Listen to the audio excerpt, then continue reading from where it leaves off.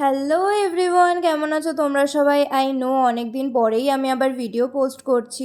আগের মিনি ভ্লগেই তোমরা দেখেছিলে যে আমি গেছিলাম কাঠিয়া বাবা আশ্রমে, যেখানে আমার একটা গোটা দিন খুব সুন্দরভাবে কেটেছিল। আর জায়গাটা সত্যি এত সুন্দর ছিল যে সেটা ভাষায় প্রকাশ করা অসম্ভব। বেশ অনেকক্ষণ ধরেই আমরা বাইরেটা ঘুরছিলাম, তারপর ভাবলাম যে অনেকটাই দেরি হয়ে গেছে, এবার একটু ভেতরে যাওয়া যাক। ভিতরে ক্যামেরা তো অ্যালাউ ছিল না, কিন্তু বিশ্বাস করো একবার ভেতরে ঢুকলে তোমার মনে হবে তুমি যেন স্বর্গরাজ্যে পৌঁছে গেছো। অ্যান্ড লিটারালি ভেতরটা অসম্ভব রকমের সুন্দর ছিল।